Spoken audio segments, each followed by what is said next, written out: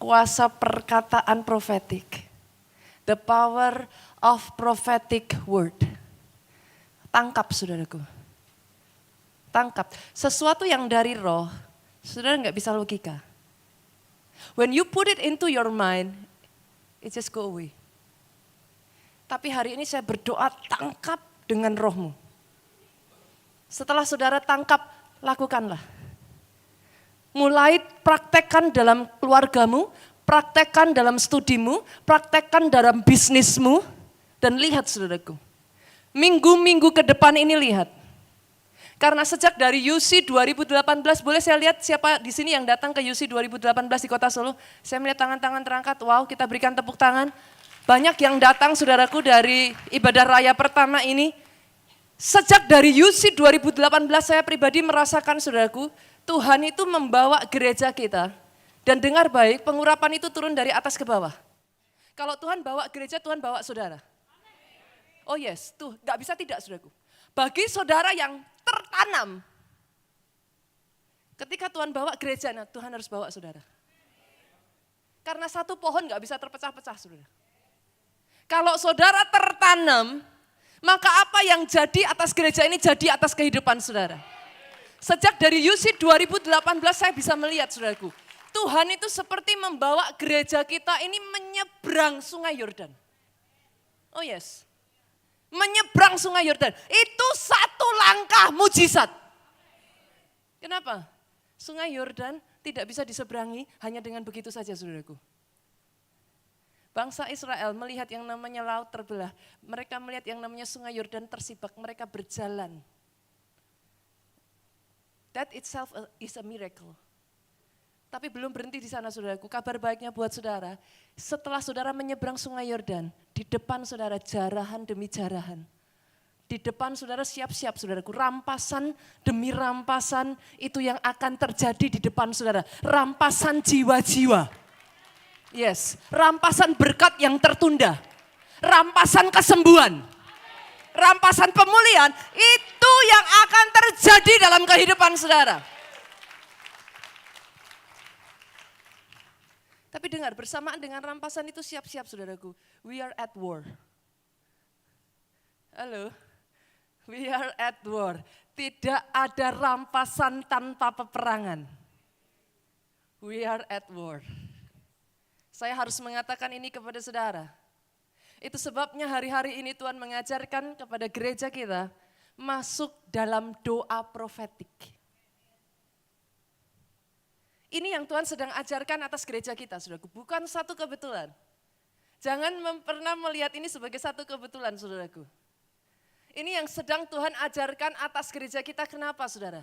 Doa profetik ini, ketika saudara lakukan di dalam doa-doa saudara, ada kuasanya. Mengapa saya katakan ada kuasanya, saudaraku? Ini adalah jenis doa yang punya daya cipta yang luar biasa. Doa profetik ini, saudaraku, adalah jenis doa yang menjadikan apa yang tidak ada jadi ada. Sayangnya, yang jadi masalah di Indonesia ini, tidak banyak dari kita mengenal konsep yang satu ini. Kita orang timur saudaraku, kita orang Indonesia yang namanya doa itu ya apa sih? Dari Kids Impact kita sudah diajarkan apa? Lipat tanganmu, tutup mata, kita mau berdoa, hormati Tuhan. Plek saudaraku. Itu kebanyakan orang di Indonesia setelah mengatakan itu apa yang terjadi, saudara siap dengan list saudara yang panjang. Segala macam permohonan. Dari yang namanya suami lah, dari yang namanya istri lah, dari yang namanya rumah lah, dari yang namanya mobil, sampai kucing, sampai kura-kura saudaraku. Sudah sebut semuanya. Setelah semuanya habis, apa yang terjadi? Sudah bingung. Sudah bingung, tapi kok baru 10 menit ya? 10 menit daftarnya sudah habis. Aduh. Akhirnya apa yang terjadi? Saudara berdiam diri. Dari berdiam diri saudaraku gigi 1, gigi 2, gigi 3. Saya tuh heran kadang kalau orang berdoa, saudaraku. Sudah temptation-nya untuk doa aja besar loh, saudara. Doa diranjang, pakai bantal empuk lagi. Pakai selimut lagi, saudaraku. Sudah temptation-nya besar di pagi hari. Masih cari posisi kok ya bersandar. Tinggal tunggu waktu, saudaraku. Saya tidak perlu bernubuat untuk mengatakan kepada saudara. Setelah gigi 3 bablas, saudaraku. Masalahnya yang namanya doa, konsep doa di kebanyakan pikiran orang Indonesia adalah list permohonan yang begitu panjang. Tapi hari ini dengar baik, saudaraku, dengar baik, dengar baik, dengar baik. Ini yang Tuhan ingin bukakan buat setiap kita. Doa profetik bukan doa yang pasif. Doa profetik bukan doa yang sekedar meminta. Kenapa, saudaraku? Pastor, apa enggak boleh waktu doa itu tenang, teduh, diam diri, kan katanya harus berdiam diri menantikan Tuhan. Oh yes, ada waktunya, saudara. Ada waktunya saudara duduk diam di kaki Tuhan. Ada waktunya dengar suara Tuhan. Ada waktunya cari wajah Tuhan. Ada waktunya dengar hikmat dari Tuhan. Tapi bolehkah saya mengatakan ini, saudaraku? Jenis doa yang satu ini, doa profetik ini akan membawa saudara selangkah menuju mujizat. Oh, tepuk tangan jangan separuh-separuh.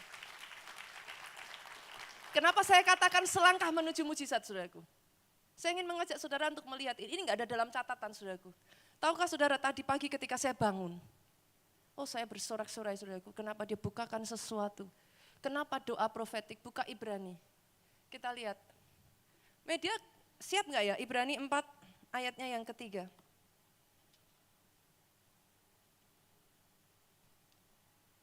Buka ayat saudara juga ya, karena ini enggak ada di dalam catatan, saudaraku. Saya akan bacakan buat saudara, sementara media mungkin bisa mengeluarkan. Sebab kita beriman akan masuk ke tempat perhentian, seperti yang ia katakan, sehingga aku bersumpah dalam murkaku, mereka tak akan masuk ke tempat perhentianku, sekalipun pekerjaannya sudah selesai sejak dunia dijadikan. Saya ingin saudara nanti di rumah baca sendiri, saudaraku, ayat ini. Ibrani 4 ini ayat pertama sampai ayatnya yang ke-13, saudara bisa baca seluruhnya. Basically it talks about tempat perhentian Tuhan. Di hari ke-7 Tuhan berhenti dari semua pekerjaannya, saudaraku. Tapi yang membuat saya tertarik dari ayat yang ketiga ini, di sini dikatakan apa, saudaraku? Di sini dikatakan, aku bersumpah, setelah itu saudaraku, sekalipun pekerjaannya sudah selesai sejak dunia dijadikan. Artinya apa, saudara? Dengar baik. Semua masalah kesembuhan yang saudara butuhkan, sakit penyakit yang saudara butuhkan kesembuhan, dengar baik, itu sudah selesai. Sejak dasar dunia didirikan, itu sudah selesai. Setiap visi dalam kehidupan saudara yang saudara berpikir tidak ada cara untuk meraihnya, dengar baik. Sejak dari fondasi dunia diciptakan, sudah selesai. Oh yes, sudah selesai, saudaraku. Nanti kalau saudara baca ayat ini selanjutnya, yang kita butuhkan, saudaraku, bukan kita berjuang dengan kekuatan kita, yang kita butuhkan masuk ke tempat peristirahatannya Tuhan itu. Apa tempat peristirahatannya Tuhan? Tempat di mana di hari ke-7, it is finished. Kalau saudara mengerti satu hal ini, pelan-pelan saudaraku, pelan-pelan saya akan mengajak saudara untuk menyadari hal ini. Dari sejak dunia didirikan, whatever you need, bahkan bolehkah saya mengatakan saudaraku, tempat ini penuh, sudah selesai Pak Dhani. Sudah selesai. Bukan 100 jiwa, bukan 200 jiwa, bukan 300 jiwa, bukan 400 jiwa, bukan 500 jiwa, penuh. Sudah selesai. It is finished. Baca, saudaraku. Kalau saudara hanya mengikuti saya ini, nanti akan saudara butuh baca. Ibrani 4, saudara yang penasaran, baca di rumah. Ayat 1 sampai ayat 13. Renungkan itu terus. Because it is finished. Sudah selesai sejak dari dunia dijadikan. Pastor, Kenapa banyak orang tidak mengalami itu? Dengar baik. Yang bisa berhak mengklaim adalah yang punya status anak. Bukan anak nggak bisa ngeklaim, saudaraku. Yang punya status anak yang bisa mengklaim semua janji yang sudah diselesaikan itu.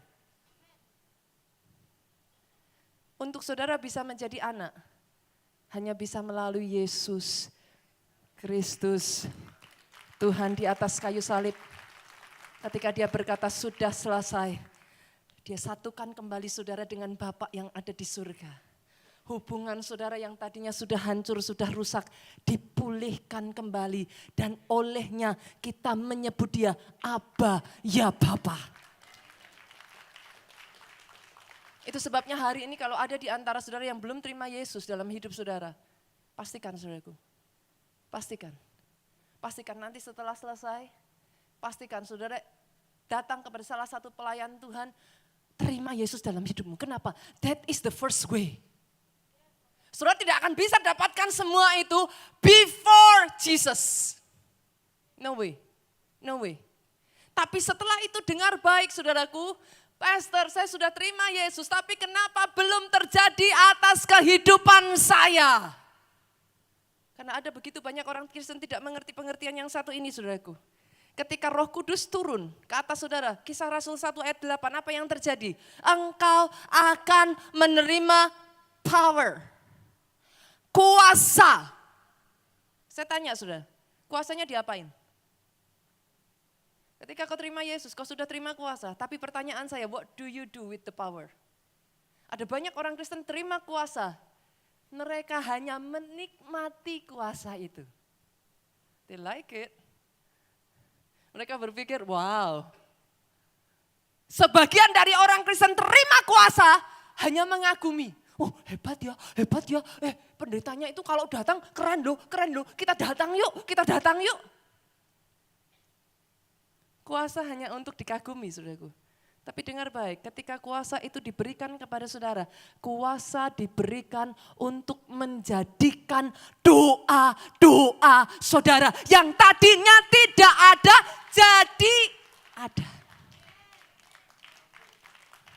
Oh yang mengerti tepuk tangannya lebih dahsyat lagi.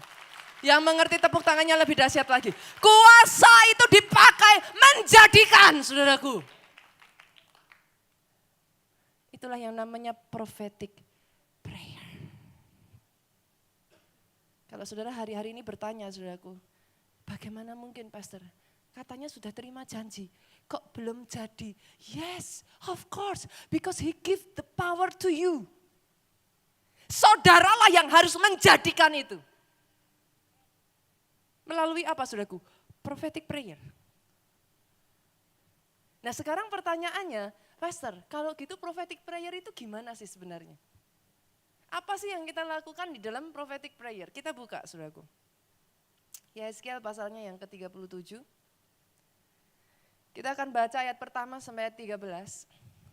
Jujur saudaraku, bahan hari ini tuh panjang saudara. Saya akan mencoba menyingkatnya. Mengingat hari ini kita akan ada perjamuan kudus saudaraku. Nanti di dalam perjamuan kudus terima dengan iman saudara. There is power. Saya akan mencoba untuk membagikan yang terbaik saudaraku dengan waktu yang ada. Yesaya 37 ayat pertama kita baca dulu sampai ayat yang keempat dulu saudara. Bantu saya ya, kita bergantian ya. Ayat 1 saya baca, saudara ayat 2 kita bergantian. Lalu berkekuasaan Tuhan meliputi aku dan ia membawa aku keluar dengan perantaraan rohnya. Dan menempatkan aku di tengah-tengah lembah. Dan lembah ini penuh dengan tulang-tulang. Ayat 2 dengan suara keras. Ia membawa aku melihat tulang-tulang itu berkeliling-keliling. Dan sungguh amat banyak bertaburan di lembah itu. Lihat, amat kering. Lalu ia berfirman kepadaku, hai anak manusia, dapatkah tulang-tulang ini dihidupkan kembali? Aku menjawab, ya Tuhan Allah, engkaulah yang mengetahui. Ayat yang keempat saudaraku bersama dengan suara keras 2, 3. Lalu firman-Nya kepadaku, bernubuatlah mengenai tulang-tulang ini dan katakanlah kepadanya, hai tulang-tulang yang kering, dengarkanlah firman Tuhan. Lihat baik-baik saudaraku apa yang terjadi di sini. Yesaya dibawa masuk pada satu lembah. Berapa banyak di antara saudara yang saat ini yang sedang saudara alami adalah lembah. Lembah berbicara apa saudara? Keadaan yang turun.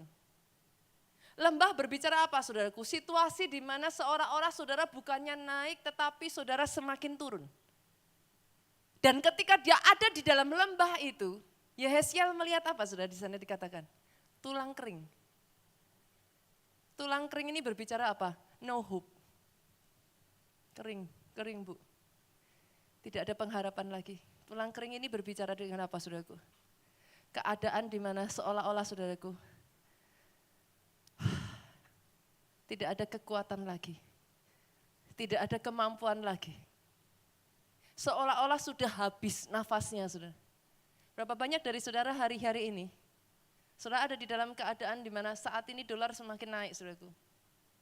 Lama-kelamaan seperti terus diperas. Diperas, keuntungannya itu seperti diperas. Dipepet sampai rasanya itu kering. Nafas aja sudah susah rasanya saudaraku. Sedangkan kebutuhan hidup bukannya semakin turun, tapi semua harga-harga semakin naik. Masalah dengan banyak orang Kristen bu. Ketika melihat semua tulang kering sama seperti Yehezkiel saudaraku. Banyak di antara kita lihat ayatnya saudaraku, lihat ayatnya yang kedua bagian akhir saudara. Ketika dibawa masuk ke lembah, melihat tulang kering itu. Apa kata Yehezkiel saudara? Lihat, tulang-tulang itu amat kering. Berapa banyak dari kita, dengar saudaraku, bersama Yesus, bukan saja saudara dibawa melalui gunung, tetapi dia akan membawa saudara melalui lembah. Bersama dengan Yesus, bukan saja saudara melalui jalan yang rata, tetapi jalan yang berliku-liku, ada waktunya bahkan melalui api. Oh yes, ikut Yesus jangan harap segala sesuatunya akan indah saudaraku. Tapi ya, saudara akan dibawa waktu-waktu seperti itu, tapi dengar baik, kebanyakan dari kita melihat lembah, melihat tulang kering itu, sama seperti Yehezkiel kita berkata, lihat. Tulang-tulangnya sangat kering. Berapa banyak saudara yang datang kepada teman saudara dan berkata, lihat, bisnisku sangat kering. Lihat, keluargaku sekarang sudah sangat kering. Lihat, pekerjaanku sangat kering. Lihat. Tapi maafkan saya saudaraku, saya harus berkata ini kepada saudara, Yehezkiel tidak dibawa melihat tulang kering itu untuk menangisi keadaan tulang kering itu. Pastor, kok pastor tega-tega amat? Yes, saudaraku. This is not time for you to cry. Ini bukan waktu untuk saudara menangisi. Saudara lihat keadaan saudara dan saudara berkata, pastor, sudah sangat kering, pastor. No. Yehezkiel dibawa melihat tulang kering itu, ayat yang keempat, disuruh apa saudara? Ayat yang keempat, lihat, kita baca. Ayat yang keempat, lalu firman-Nya kepadaku apa? Bernubuatlah. Speak it up. Speak it up. Not crying out. Bukan menangisi suamimu, bu. Bukan menangisi anakmu, bukan menangisi pekerjaanmu, bukan menangisi apa yang sudah saudara gak bisa lakukan. No, not crying out. Bernubuat. Speak it out. Nubuatkan saudaraku. Inilah yang namanya perkataan profetik. Saudara menubuatkan keadaan saudara. Artinya apa saudaraku? Yang dilihat Yehezkiel apa? Tulang kering. Yang dilihat Yehezkiel apa? Lembah. Yang kau lihat mungkin boleh lembah dan tulang kering. Nubuatkan. Nubuatkan. Kenapa saudaraku? Tahukah saudara arti kata profesi? Profesi nubuatan, tahu saudaraku? Kata profesi, saudara harus mengerti ini. Dari kata dasar pro dan panai. Pro, panai. Pro panai itu artinya apa saudaraku? Mengatakan sebelum. Itu nubuat saudara. mengatakan sebelumnya tulang kering, yang dilihat tulang kering, tapi Yehezkiel disuruh bernubuat bangkit. Panai, itu profesi, nubuatan. Jadi Tuhan gak bilang ngelihat bangkit dulu baru ngomong. Never. Justru yang dilihat sekarang tulang kering, bernubuatlah. Kita baca ayat selanjutnya, saudaraku. Apa yang terjadi ketika Yehezkiel taat? Masuk ke tempat peristirahatan, saudaraku. Semua orang bisa. Masalahnya dari masuk ke tempat peristirahatan, saudara. Nanti saudara baca Ibrani tadi. Tidak banyak yang bisa masuk karena enggak taat. Enggak banyak yang bisa masuk karena enggak punya iman untuk melakukannya. Saudara pikir itu semua hasil kerja kerasmu. Saudara pikir itu semua karena perjuanganmu. You are wrong. It is finished. Since the very beginning of earth, it is finished. Di hari ke-7, Alkitab mengatakan Tuhan sudah beristirahat, semuanya sudah selesai. Diselesaikan semuanya. Kenapa kita tidak bisa mengalaminya, saudaraku? Kita takut.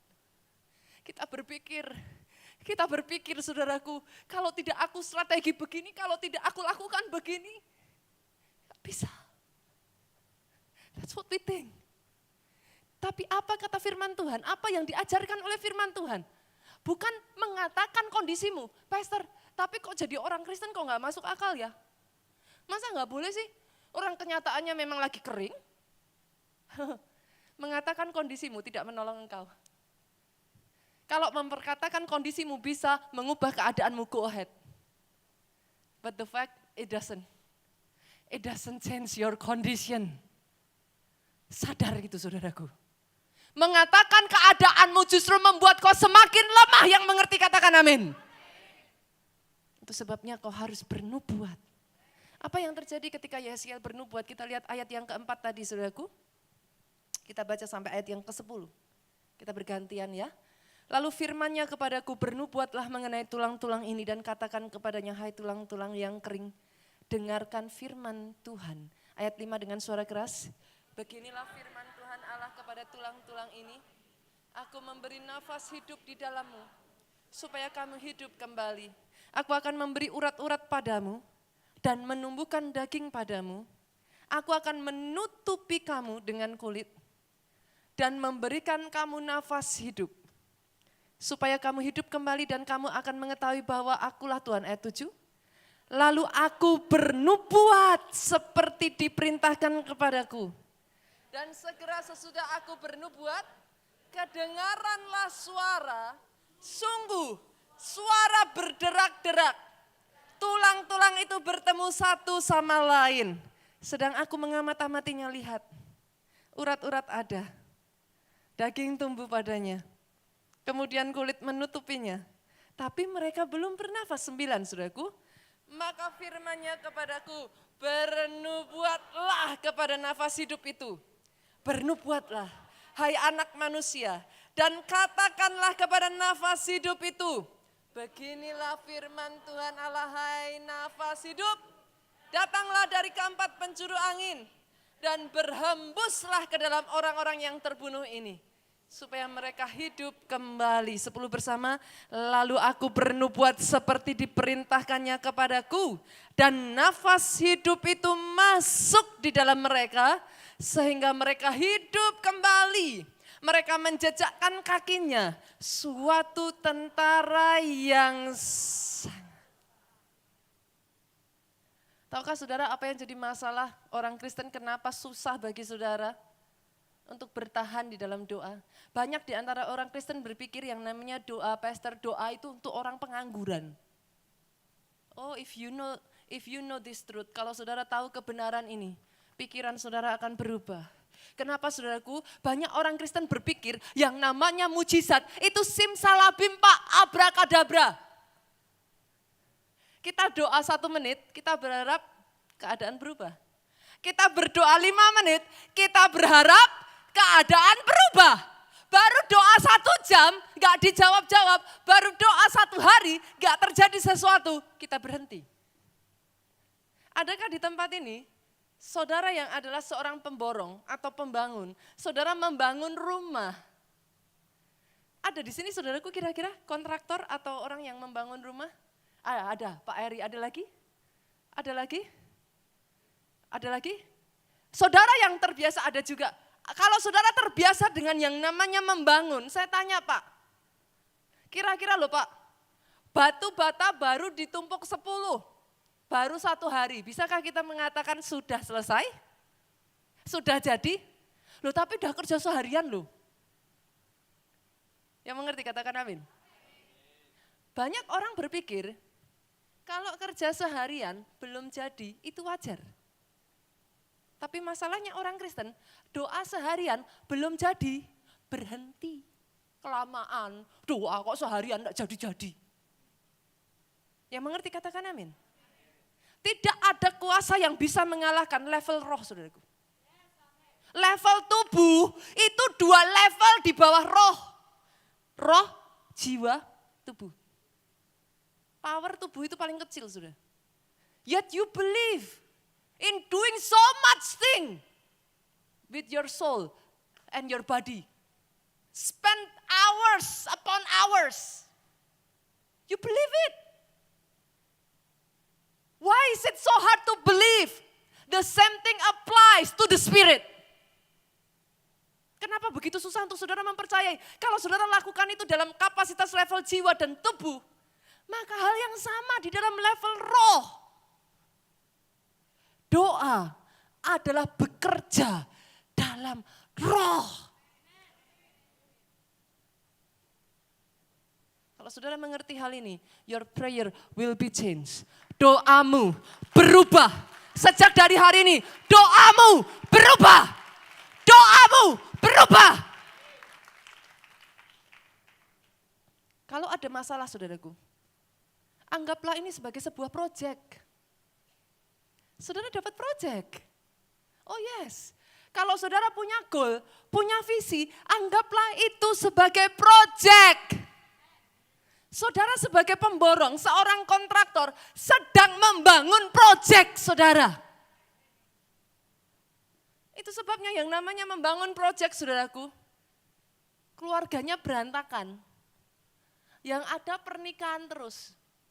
Kontraktor nggak akan bilang, berantakan tuh rumahnya. Batanya terserak di mana-mana tuh. No, kontraktor tidak akan katakan itu. Dia akan suruh orang ambil batu bata itu. Dia akan tata 1 demi 1, 1 demi 1, 1 demi 1. Kalau yang kau lihat saat ini saudaraku dalam keluargamu, lembah, tulang kering, bernubuatlah. Ini yang dikatakan, ini yang dilakukan oleh Tuhan kita sendiri. Tahukah saudara, bagaimana cara Tuhan menjadikan alam semesta ini? Panai. Alkitab mengatakan, tadinya gelap gulita. Firman Tuhan di dalam Kejadian saudara baca, dia berkata, berfirmanlah Allah, jadilah terang. Maka terang jadi. Yang membuat kita sulit mengerti saudaraku, karena kita enggak lihat di sana dijelaskan berapa jam. Yang mengerti, katakan amin. Alkitab cuma mengatakan, berfirmanlah Allah, jadilah terang, maka terang jadi. Kisah Yeskiel ini tidak diceritakan butuh berapa jam, butuh berapa hari. Kita cuma berpikir, bernubuat, katakan kepada tulang-tulang kering. Cuman berapa ayat udah selesai itu? Dari situ orang Kristen mengambil kesimpulan, berarti cukuplah doa 30 menit udah selesai. Halo, yang mengerti katakan amin. Itu yang membuat banyak di antara kita tidak mengerti konsep. Alkitab tidak pernah mengatakan, saudaraku, berapa waktu yang dibutuhkan untuk terang itu muncul. Berapa waktu yang dibutuhkan untuk semua tentara ini dari tulang kering bangkit menjadi pasukan yang besar. Tapi yang saya tahu Alkitab katakan satu hal ini. untuk setiap dari kita. Alkitab katakan, sampai genap waktunya. Genap waktunya bagi Musa 40 tahun di padang gurun, saudaraku. Sorry to say. Maafkan saya, saudara. Genap waktunya bagi Yusuf, saudaraku, berapa puluh tahun. Genap waktunya bagi Abraham, usianya sudah 90 tahun, hampir 100 tahun, saudaraku. Sarah sudah 90 tahun mati haid. Baru genap waktunya. Genap waktunya bagi Daud. I don't know. Years upon years upon years. Saya tidak tahu sebagian dari sini, saudaraku, ada doa-doa yang ketika saudara perkatakan itu, jadi begitu saja. Just like that. Just like that. Karena genap waktunya bagi setiap orang beda-beda. Beberapa waktu yang lalu, saudaraku, saya saksikan di tim SG, saudara. Saya sempat ngalami, saudaraku, out of nowhere. Kira-kira ya mungkin antara 1,5 atau ya 2 bulan, saya agak lupa jujur, saudaraku. Sekitar 1,5 sampai 2 bulan yang lalu, tiba-tiba muncul benjolan, saudara, di perut kanan kiri saya. Awalnya, saudaraku, saya berpikir itu jahitan, bekas jahitan, saudara. Ditambah sekitar kira-kira ya 1-2 bulan yang lalu saya tambah gemuk gitu, saudaraku. Jadi saya pikir, ini lemak gitu, saudaraku. Saya lihat, saya pegang-pegang, saudaraku, karena posisinya itu, saudaraku, dekat-dekat, sedikit di bawah pusar, saudaraku. Jadi saya berpikir kalau anak saya ketiga kan sesar, saudara. Biasanya jahitan itu yang asli di dalam itu di atas jahitan yang tampak di luar, saudara. Jadi saya sempat berpikir, jangan-jangan mungkin ini bekas jahitan keloid tapi di dalam. Tapi waktu berjalan, saudaraku, saya bisa merasakan tambah besar. 2 cm kira-kira di kanan, 2 cm di kiri, saudara. Saya mulai agak berpikir, ini apa? Saya bawa ke dokter kandungan, saudaraku, dia ketawa. Ini enggak di ranah saya, ini sudah jauh sekali dari kandungan, katanya. Ini perut, bawa dokter bedah, katanya. Saya bawa ke dokter bedah, saudaraku, dia katakan USG aja, dicek, dilihat dulu. Saya tanya, dokter, gimana cara kita tahu ini apa? Ya kalau mau tahu ya harus dibiopsi. Dari biopsi baru tahu ini apa, tumor, kanker, kista, apa. Akhirnya saya putuskan, saudaraku, oke, saya USG dulu aja. Dari USG muncul, saudaraku, yang jelas memang terlihat, saudara, ada di kanan 2 cm, ada di kiri kurang lebih 2 cm, saudaraku. Secara manusia pasti kaget. Kita sudah terus-menerus mendengar kabar buruk dari luar, saudaraku. Secara manusia, pikiran kita ini kemana-mana, saudara. Ini apa ya? Tapi hari itu juga, saudaraku, saya memutuskan. Jadi kalau jujur saya boleh ngomong kepada saudara, firman ini untuk saya, sebelum ini untuk saudara. I do it. I do it. Every single day, saudara. Saya tumpang tangan, saudaraku, saya oleskan minyak dan saya berkata, hancur, hilang. Setiap hari, saudaraku, tanpa terkecuali. Saya mandi, saya oleskan minyak, saudaraku, saya katakan, hancur, hilang. Every single day. Sampai jujur saya berkata kepada saudara, saya tuh bahkan lupa kalau saya punya benjolan di perut saya. Saking sudah lakukan itu setiap hari, saudaraku, iman itu dibangun, iman itu muncul. Somehow saya lupa kapan, saudara, tapi saya lupa kalau saya punya benjolan di kiri kanan saya. Sampai waktu saya ingat, kita pergi ke India, saudaraku. Di pesawat saya pegang, masih ada.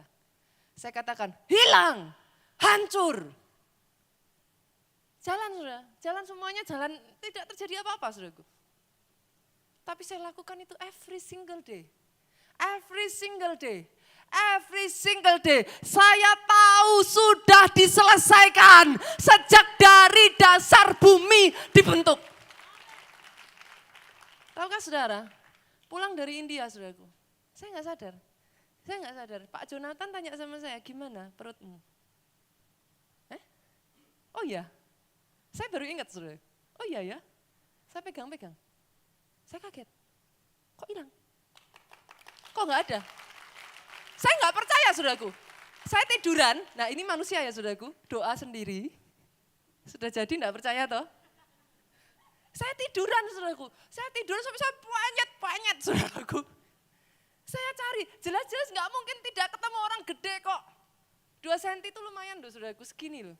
Gak mungkin dipegang gak kelihatan, orang sebelumnya juga terasa sangat terasa ketika diraba. Tapi tahukah saudara, tanpa saya sadari, it's just gone. Kiri kanan sama sekali hilang, sudah tidak ada sama sekali. Doa saya jadi atas kehidupan saudara, jadi atas kehidupan saudara. Itu propanai saudaraku. You do not speak about your condition, no. Bernubuatlah. Dan itu butuh waktu Pak. Sampai genap waktunya. Sebagian orang 1 hari selesai. Sebagian orang 1 bulan selesai. Ada yang 1 tahun baru selesai. Ada yang 3 tahun baru selesai. Ada yang 5 tahun baru selesai. Ada yang 10 tahun baru selesai. Keep on doing it. Sampai genap waktunya. Artinya apa saudaraku? Sampai saudara melihat yang tidak ada. Jadi ada. Sejak dari hari ini tangkap saudaraku. Tangkap rema firman Tuhan, tangkap jadi atas hidupmu. 1 persatu jadi atas hidupmu. Penyakit sembuh di dalam nama Yesus. Perusahaan-perusahaan mulai bangkit di dalam nama Yesus. Bisnis-bisnis dibangkitkan di dalam nama Yesus. Sisa waktu saya ini saudaraku, saya akan bagikan 3 kuasa doa profetik. Kita sudah mengerti apa itu doa profetik, bagaimana cara melakukannya. Hari-hari ini saudaraku, saya sharingkan sedikit sebelum saya masuk ke sana. Ini yang saya lakukan saudara, di rumah saya. Ketika saudara memperkatakan doa profetik, jangan memperkatakan pikiran saudara. No, rema. Rema saudara. Pastor gimana cara dapat rema? Firman. Enggak bisa hanya sekedar saudara berkata-kata positif, mencoba untuk sugesti positif. Hilang. Nanti saudara pegang-pegang belum hilang. Hilang. Tapi kok belum hilang ya? Enggak begitu caranya saudaraku. Itu adalah saudara dapatkan rema firman. Rema firman yang saudara nubuatkan terus. Yehezkiel tidak bernubuat seenaknya sendiri. Dia dapat rema dulu. Yang mengerti katakan amin. Pastor, caranya dapat rema gimana? Cari. Karena firman Tuhan berkata, barang siapa mencari dia akan menemukan. Barang siapa mengetuk pintu akan dibukakan. Kalau saudara berkata, pastor, enggak mungkin bisa, saya enggak pernah. Bisa. Bisa.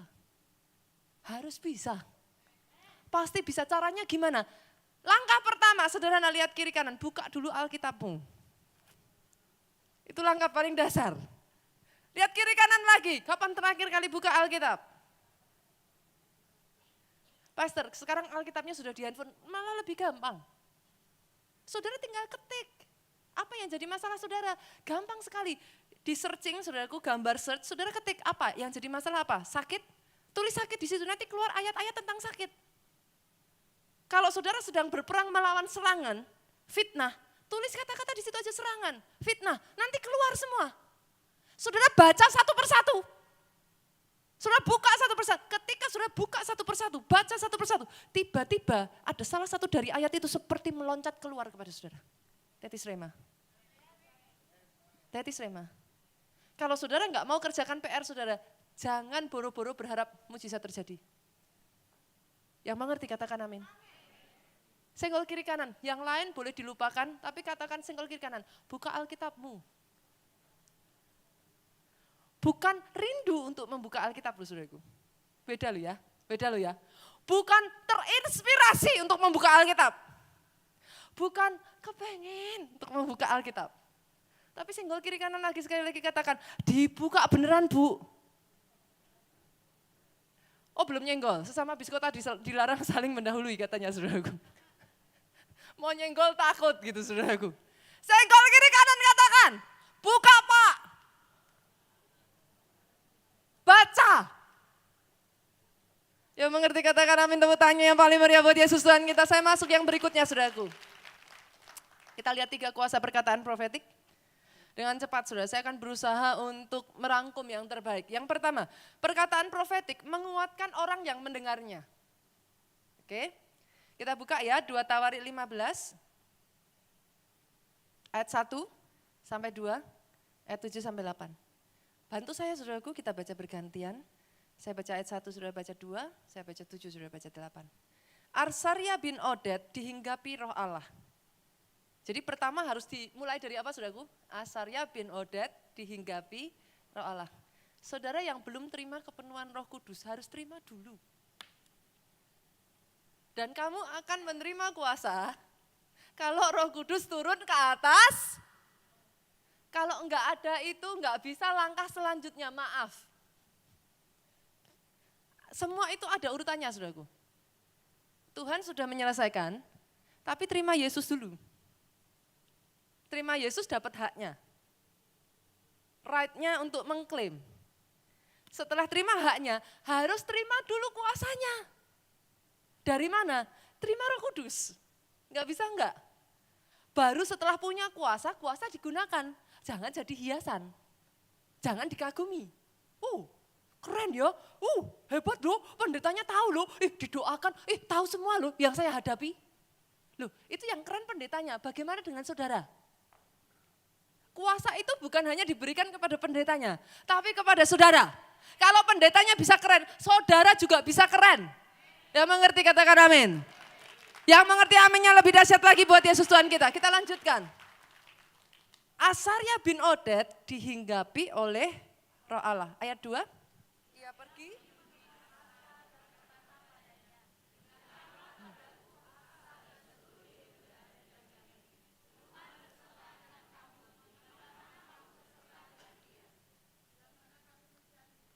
Ia berkenan ditemui olehmu.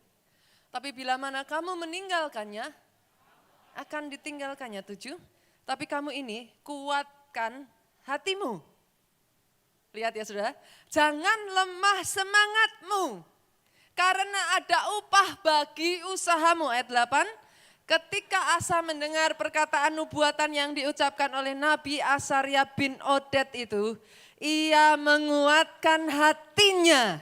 Menyingkirkan dewa-dewa kejijikan dari seluruh tanah Yehuda dan Benjamin, dan dari kota-kota yang direbutnya di pegunungan Efraim, ia membaharui mezbah Tuhan yang ada di depan balai bait suci Tuhan. Apa bedanya bernubuat atas masalah saudara dengan menceritakan masalah saudara? Menceritakan, Bu, hanya menambah lemah. Saudara pernah nggak sakit hati sama orang? Pernah ya? Kalau saudara cerita, curhat tentang sakit hati saudara, saudara tambah sembuh hilang atau tambah jengkelnya diulang lagi. Saudara. Itu yang terjadi. Ketika saudara menceritakan masalah, bukan masalahnya hilang, justru di-refresh. Nah itu orang Kristen masalahnya saudaraku, sudah tahu tapi diceritakan kemana-mana. Sudah jengkel, tapi diceritakan kemana-mana. Loh bukannya tambah hilang loh saudara, tambah jengkel. Itu sebabnya disuruh apa? Nubuatkan. Nubuatkan itu bukan sudah ada, saudara ngomong. Propanai itu belum ada, jadi ada. Jadi wajar kalau waktu saudara ngomong masih jelek, masih kacau balau, masih berantakan, keluarganya masih belum pulih, itu wajar. Supaya nantinya setelah jadi, saudara lihat mujizat. Ya mengerti, katakan amin. Ketika itu saudaraku, Raja Asa itu sudah lemah. Saudara. Di sini ada yang kondisinya lemah. Boleh saya katakan kepada saudara, ikut komsel saudara. Senggol kiri kanan, yang belum ikut komsel, ikut komsel. Kenapa saudara? Di komsel, saudara itu dikuatkan. Jangan nggak datang ibadah. Kenapa? Pernah ngerasa nggak saudara? Saudara bolos ibadah sekian minggu, rasanya secara daging enak. Senang banget saudaraku, gak perlu pelayanan, bisa tidur hari Minggu gitu. Pernah nggak ngalami itu saudaraku? Tapi dengar baik, kalau saudara jujur ngomong saudara, Ketika saudara enggan ke gereja, tapi saudara paksakan, saudara datang. Saudara akan kaget dengan saudara pulang. Tiba-tiba saudara rasa ada yang berbeda dari hati saudara. Pernah ngalami itu? Pernah ngalami itu? Itu sebabnya senggol kiri kanan. Jangan bolos. Kenapa? Karena saudara dikuatkan. Asa tadinya lemah. Dia ketakutan saudaraku. Asa ini punya nenek yang jadi ibu siri saudara. Jadi ibu suri kok ibu siri saudaraku. Neneknya Asa ini jadi ibu suri. Tapi dia ini menguasai dan melakukan hal-hal yang jahat di mata Tuhan. Dia membiarkan pembangunan mesbah-mesbah Baal saudaraku. Asa itu merasa lemah, dia enggak kuat. Tapi ketika mendengar perkataan nubuatan dari Asaria, saudaraku. Tahukah saudara, orang kalau rohnya menyala-nyala, ngomong pasti beda. Saudara enggak sadar, orang yang dengar, itu seperti kayak apa sih, orang Jawa bilang dinyos. What is dinyos? Itu saudara seperti dari dalam diri saudara bangun kembali. Mami saya baru ceritakan kemarin juga. Sekian waktu lamanya saudaraku, 1 tahun, mami saya itu terkena sakit GERD. GERD itu asam lambungnya tinggi naik saudara, kemana-mana. Yang terakhir ke paru-paru saudaraku, sampai sesak nafas, batuk-batuk, udah berbulan-bulan gak sembuh. GERD-nya ini yang paling parah saudaraku, yang sampai membuat mami saya down sekali, itu sudah hampir setahun gak sembuh-sembuh saudaraku. Mami saya itu balik seperti bayi lagi. Jadi kalau makan itu dijaga sekali 2 jam sekali harus makan Bu. Seperti bayi. Makannya enggak boleh ini, enggak boleh itu, pantangannya tuh pokoknya banyak sekali sudah. Dan tiap 2 jam perut enggak boleh kosong. Tiap 2 jam perut enggak boleh kosong, enggak boleh makan banyak. Enggak boleh makan pedas, enggak boleh makan dingin, pokoknya semua enggak boleh lah saudaraku, enggak tahu apa yang boleh gitu. Jadi mami saya tuh merasa tertekan sekali, akhirnya setiap kali datang pelayanan dia ngerasa kayak, pelayanan lagi, rasain badan aja nggak enak, disuruh pelayanan lagi. Belum kalau anak asalnya nyebelin. Mami saya tuh isinya tuh kayak, sudah kayak yang ada tuh hanya pengennya marah. Beberapa kali Pak Jo ke Solo, saudaraku.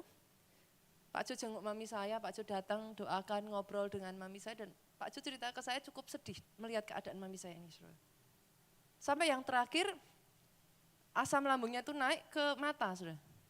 Mata itu ada molekul-molekul lembut, saudaraku. Jadi kalau ketekan, pecah, saudara. Jadi tiba-tiba pagi hari mami saya bangun, saudaraku, nggak kelihatan, saudaraku. Dan itu membuat mami saya ketakutan. Tiba-tiba buram, saudaraku. Nggak bisa lihat jelas. Dari situ mami saya pergi ke Singapura, saudara. Periksa kanan, periksa kiri, ke dokter mana aja yang dia bisa, saudaraku. Tapi nggak ketemu jawabannya apa.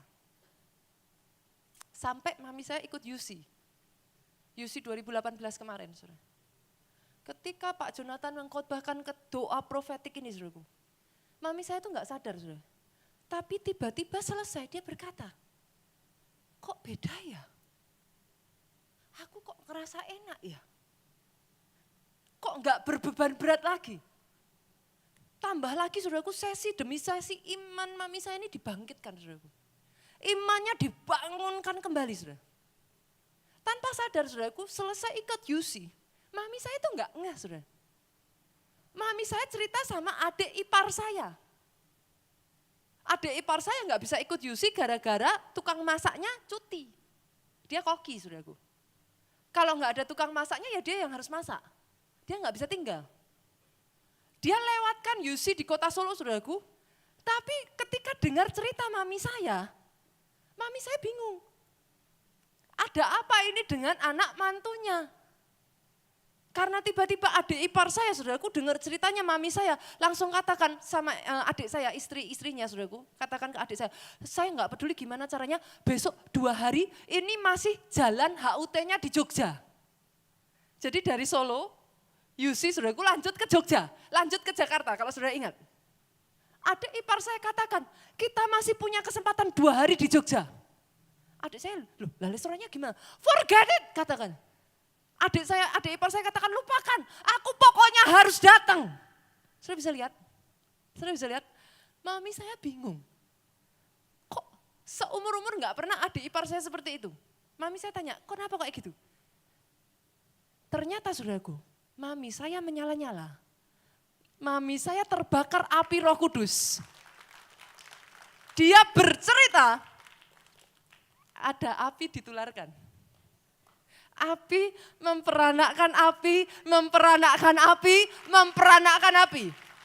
Singkat cerita saudaraku, adik ipar saya itu udah lama jadi orang Kristen, belum terima bahasa roh, berusaha tapi nggak bisa terus. Dia cerita seumur-umur saya jadi orang Kristen yang baik. Tapi saya nggak pernah ngerti rasanya kalau lihat orang-orang datang ke gereja nangis. Nyembah Tuhan nangis. Terima lawatan rebah sampai teriak-teriak. I don't know. Tahukah saudara-saudaraku, sejak dari saat itu saudaraku, Tuhan kerjakan atas adik ipar saya saudara. Tuhan kerjakan atas adik ipar saya, dia baru saja menulis satu kesaksian, dia berkata, seumur saya hidup, baru satu kali ini saya bisa merasakan, saya menangis tanpa bisa saya hentikan. Saya berbahasa roh seperti orang gila. Saya merasakan yang namanya Roh Kudus ada dalam kehidupan saya. Saya baca kisah kesaksiannya saudaraku, saya meneteskan air mata. That is the Holy Spirit. Jangan jadi orang Kristen yang tidak mengalami sendiri saudara. Perkataanmu ketika kau mengalami membakar orang lain. Itu sebabnya kau harus terbakar terlebih dulu. Prophetic word itu menguatkan orang di sekitarmu. Saudara. Satu hari saudara, ada seorang gelandangan duduk di samping stasiun saudaraku. Dia meminta seperti ini, ada seorang pengusaha lewat. Otomatis dia memberikan uang $1 kepada gelandangan ini saudaraku dan dia lewat. Tapi ketika dia lewat, sekian waktu dia mundur ke belakang saudaraku dan dia kembali lagi. Dia berkata kepada gelandangan ini, Pak maafkan saya tidak melihat ternyata engkau adalah seorang penjual pensil. Jadi di samping dari gelandangan ini minta-minta seperti ini saudaraku, ditulis di sana saudaraku, ambil pensil itu saudaraku. Jadi kalau orang memberi, dia ambil pensil itu. Si pengusaha ini ngomong sama gelandangan ini saudaraku, jelas-jelas dia gelandangan, jelas-jelas itu hanya cara supaya dia mendapat uang saudaraku. Tapi si pengusaha ini mengatakan kepada gelandangan, maafkan saya Pak, saya tidak menghargai Bapak. Saya tidak melihat bahwa Bapak itu seorang pengusaha sama seperti saya. Maafkan kelalaian saya. Dia ambil pensilnya saudaraku, dia pergi. Tanpa dia ketahui saudaraku, waktu berjalan. Sekian tahun kemudian dia berjumpa dengan seorang salesman. Berpakaian rapi saudaraku. Terlihat seperti orang yang sukses saudaraku. Dan salesman ini menegur dia, Pak, Bapak masih ingat saya enggak? Enggak, kamu siapa?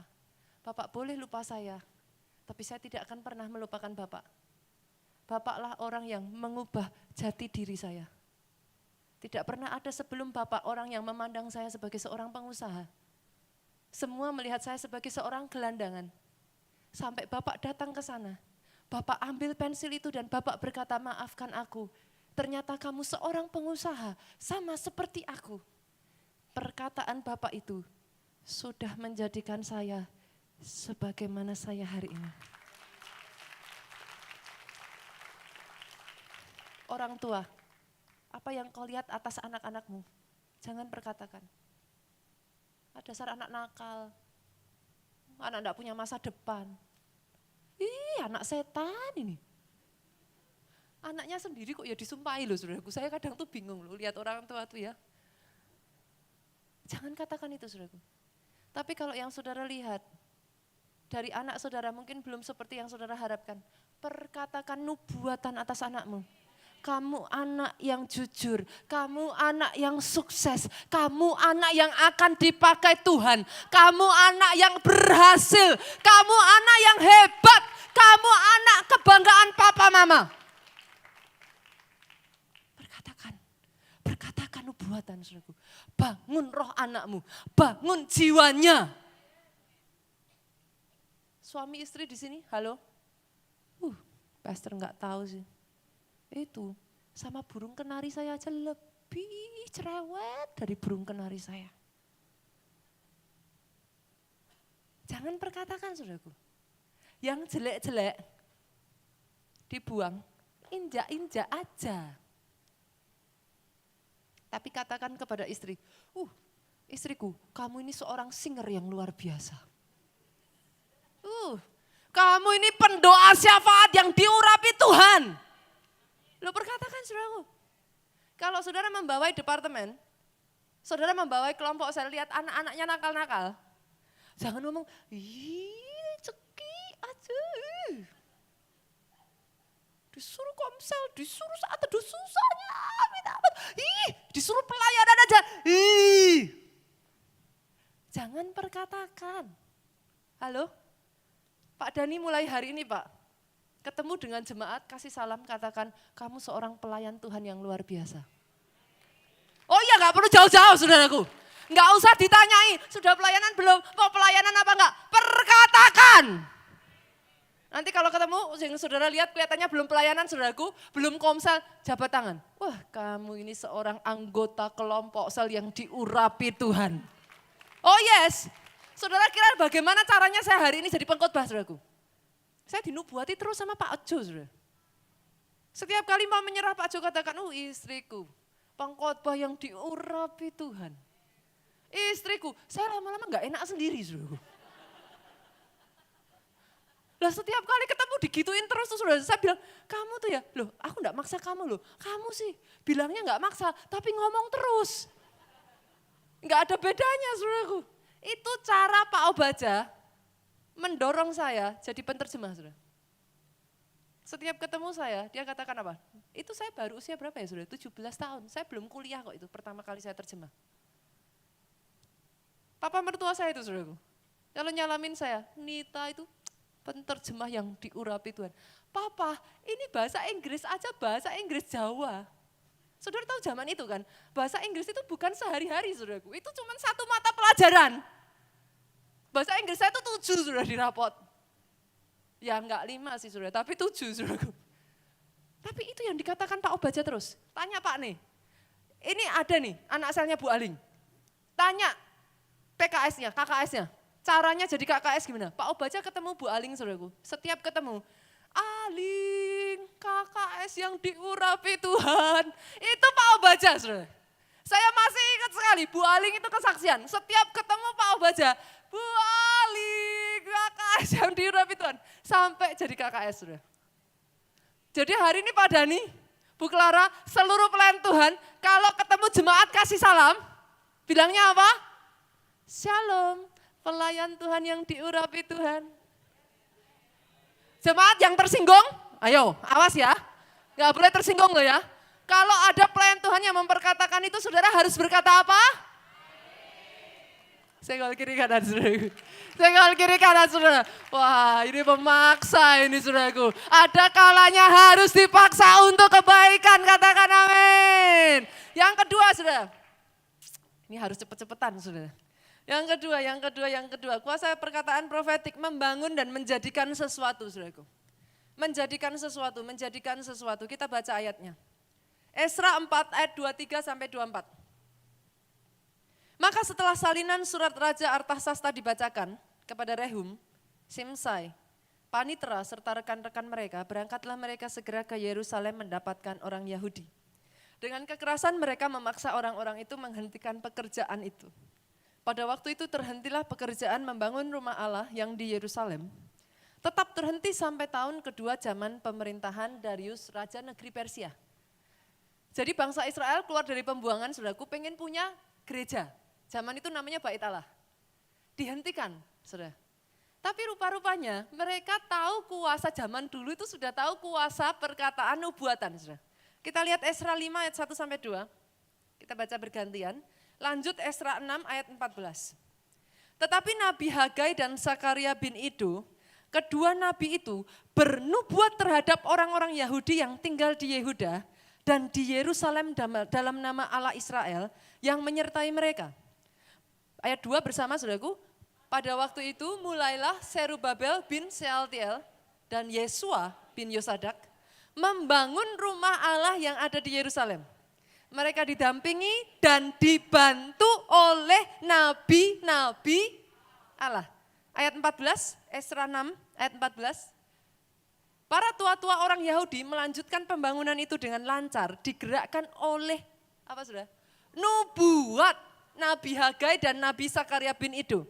Mereka menyelesaikan pembangunan menurut perintah Allah Israel dan menurut perintah Kores, Darius, Artasasta, raja-raja negeri Persia, 15 bersama 23. Maka selesailah rumah itu pada hari yang ketiga bulan Adar, yakni pada tahun yang ke-6 zaman pemerintahan Raja Darius. Punya kuasa menjadikan, saudara. Jadi kalau saat ini saudara belum dapat jodoh, halo yang belum dapat jodoh, katakan dari utara, timur, selatan, barat, aku panggil jodoh yang Tuhan berikan. Loh diperintahkan saudaraku. Loh kok ketawa loh? Beneran. Beneran, perintahkan saudara. Ibadah tim koordinator, ibadah IR1. Jangan lihat kursi kosong, diam aja. Perintahkan. Loh diperintahkan saudaraku. Bila perlu saudara sebelum tugas masih sepi, saudara tumpang tangan satu-satu. Terisi, terisi, terisi. Itu yang sekarang ini saya lakukan terus saudaraku. Sebelum saya berkhotbah hari ini, saya sudah berkatakan. Doa saya sudah berkatakan itu. Terserah mau kursinya masih kosong, saya tahu ini sudah terisi kok.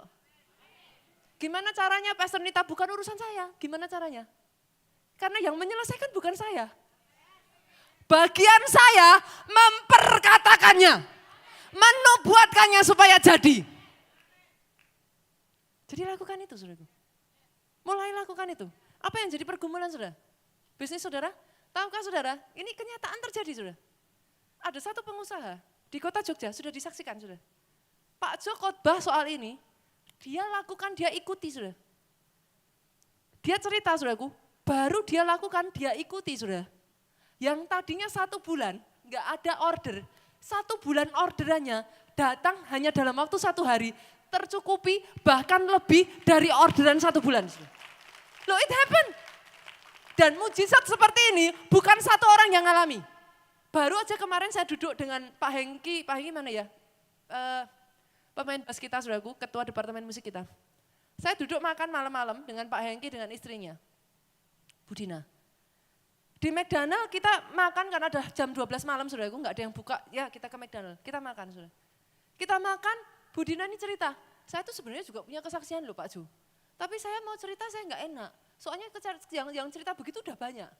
Tahukah saudara ketika di UC, dia diajak untuk doa profetik saudaraku. Dia lakukan bulan September, itu hari demi hari saudara. Bulan September waktu dia datang ke UC, dia cerita, jobnya tuh kosong. Karena kosong bisa ikut UC. Dia pikir puji Tuhan, akhirnya bisa ikut UC setelah sekian lama. Ikut UC menyala-nyala saudaraku. Disuruh hari pertama, wah perkatakan, masuk UC saudaraku. Hari pertama ditelepon, job terisi selama bulan September saudaraku. Hari berikutnya lagi dia cerita, bukan cuma bulan September sudah terisi, masuk Oktober saudaraku. Hari berikutnya lagi terisi lagi saudara. Jadi saudara jangan meremehkan perkataan profetik. Saya berdoa Tuhan berikan iman untuk saudara menerapkannya. Praktekkan itu di keluargamu, praktekkan itu di komselmu, praktekkan itu di tempat kerjamu. Lihat mujizat demi mujizat jadi. Saya undang pemain musik maju, saya akhiri saudaraku yang terakhir. Perkataan profetik digunakan sebagai senjata menghancurkan musuh. Saya nggak tahu saudaraku, minggu lalu Pak Jo itu tiba-tiba memperkatakan, jarang Pak Jo ngomong seperti ini saudara. Saya berdoa, saya patahkan santet. Saya juga kaget, hah? Santet? Saya pernah bingung gitu. Di Jakarta, ya bener aja. Pak Jo juga cerita ke saya itu nggak pernah sebelumnya kayak gitu. Nggak tahu kok pas ibadah itu tuh digerakkan Tuhan, ngomong. Karena ini Jakarta saudara, come on. Kalau ini Jogja, saya pikir ya oke lah gitu. Tapi tahukah saudara, selesai Pak Jo khotbah, satu jemaat datang ngejar Pak Jo saudaraku. Katakan kepada Pak Jo, itu saya Pak. Dia ceritakan semua yang terjadi dalam kehidupannya saudaraku.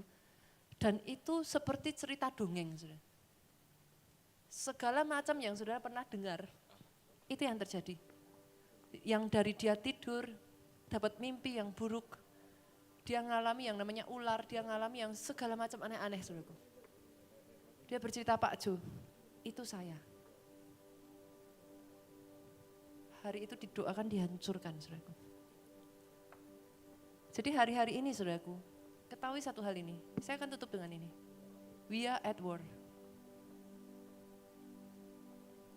War can comes in many form, dalam banyak bentuk. Kadangkala tiba-tiba satu dengan yang lain gak ada apa-apa bisa bertengkar. Entah gimana tersinggungan jadi perpecahan. Dalam pekerjaan biasanya oke-oke aja, tiba-tiba ini serba gak beres, bertengkar. Dalam keluarga entah gimana, ada saja yang salah. War can comes in many form. Dan saudara harus tahu, war itu gak bisa saudara bangun tidur suka-suka saudara. Di tengah peperangan, every day is war, terus sampai kapan pastor? Sampai menang. Sebelum menang jangan berhenti, sampai menang. Sampai yang saudara pergumulkan itu diselesaikan oleh Tuhan. Kenapa saya katakan ini saudaraku? Harus waspada. Harus waspada. Tapi jangan takut saudara. Bahkan saya pribadi, saya ceritakan ini dengan beberapa, kemarin saya juga cerita ya, Tony juga di sekretariat. Saya itu kalau ngalami seperti ini di Jogja udah biasa, saudara. Jakarta, saya itu sering ngomong sama tim sekretariat. Rohnya Jakarta tuh beda. Kalau di Jogja, saudara, saya sudah bicara war kayak gini, saudara. Itu saya tidak kaget kalau tiba-tiba ada serangan dari mana, ini itu dan lain sebagainya. Tiba-tiba seru-seruan lah, saudara, pokoknya kalau udah bicara Jogja. Ntar nanti di atas tembok saya itu keluar gambar-gambar, kebawa sampai Jakarta, itu beneran saudara, terjadi hal-hal seperti itu. Saya mimpi berulang kali, saya dapat penglihatan wajah-wajah yang tidak pada tempatnya. Saya tahu ada dukun-dukun yang sedang main-main, itu saya lihat saudaraku. Karena somehow saya dalam hal itu tuh, Tuhan beri kepekaan saudara. Jadi tiba-tiba nanti saya pulang rumah saya yang di Jogja, itu baunya bunga semua. Dicari nggak ada bunganya, tapi di mana-mana halaman saya bau bunga, rumah saya bau bunga, kamar saya bau bunga, itu udah biasa. But I do not expect it di Jakarta. Tapi tahukah saudara, hari-hari ini saya mengalami itu. Itu sebabnya saya peringatkan saudara, we are at war. Saya jarang mengalami itu di Jakarta, saudara. Tapi saya tahu, kita sudah ada di jalan yang benar. Maafkan saya saudara, saya susah untuk menahan tertawa. Bu Nita, bicara perang kok malah seneng. Loh, kalau enggak kita di jalan yang benar, iblis tuh enggak repot-repot ngalang-halangi sudah. Jadi kalau kali ini kita dihalang-halangi, saya seneng. Saya seneng. Kenapa? Kita sudah menuju ke arah yang benar. Tinggal dilanjutkan sedikit lagi. Do not give up. Firman Tuhan apa? Kuatkan dan teguhkan hatimu. Kuatkan dan teguhan. Baru berapa hari ini saudaraku, saya malam tidur, tiba-tiba saya mimpi lihat wajah perempuan. Saya nggak tahu siapa, tapi saya balik serangannya. Saudara kalau dengar seperti itu ya, saudara jangan cuma diem. Jangan ketakutan, dibalikkan, backfire. Backfire, balikkan serangannya saudara.